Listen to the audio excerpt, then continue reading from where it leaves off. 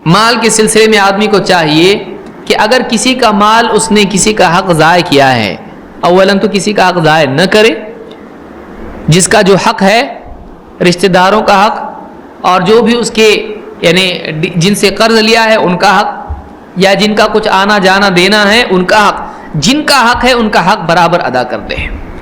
اگر اس نے حق ادا نہیں کیا،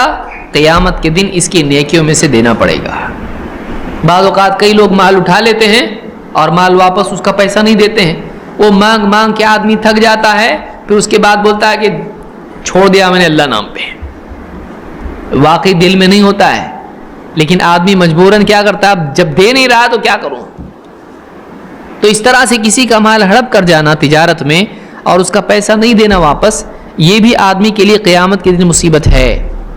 اللہ کے نبی صلی اللہ علیہ وسلم فرماتے ہیں، من کانت لہ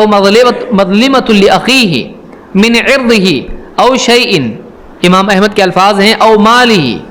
جس آدمی نے کچھ ظلم کر رکھا ہو اپنے بھائی کے سلسلے میں، چاہے عزت کا معاملہ ہو یا مال کا معاملہ ہو۔ عزت کے سلسلے میں بھی ظلم ہوتا ہے،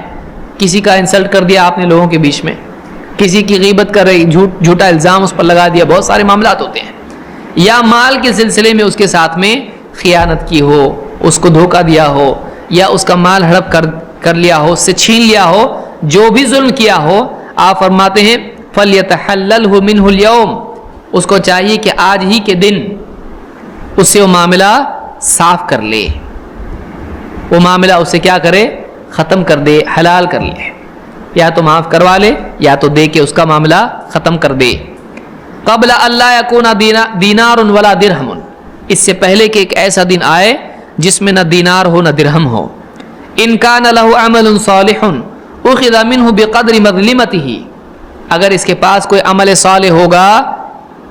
جس نے حق دینا تھا، اس کے پاس اگر اس کے پاس نیک عمل تھا، اس کا جتنا ظلم تھا اس کے بقدر اس کی نیکی لے کر اس کو دی جائے گی۔ وَإِن لَّمْ تَكُن لَّهُ حَسَنَاتٌ، اور اگر اس کے پاس نیکیاں نہیں رہیں گی، اُخِذَ مِن سَیِّئَاتِ صَاحِبِهِ فَحُمِلَ عَلَیہِ، جس کا حق اس پر تھا اس کے گناہ لے کر اس پر ڈال دیے جائیں گے۔ ایک آدمی یہاں سے نماز، روزے اور تلاوت اور کیا کچھ نہیں، حج واج سب لے کے گیا،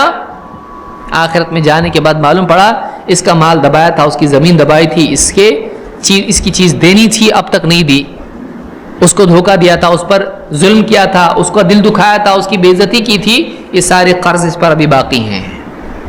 پھر قیامت کے دن اس کی نیکیاں اس کو دے دی جائیں گی بدلے میں، اگر نیکی نہیں ہو اس کے پاس، وہ ختم ہو جائے، اس کے گناہ لے کر اس پر ڈال دیے جائیں گے، اس کو جہنم میں پھینک دیا جائے گا۔ تو آدمی کو چاہیے کہ تجارت میں، یہ بخاری کی حدیث ہے، تجارت میں جن لوگوں کے حقوق دینے ہیں یا رشتہ داروں کے یا جس کے بھی حقوق دینے ہیں، وہ حق برابر ان کو ادا کرے، اس میں ظلم نہ کرے۔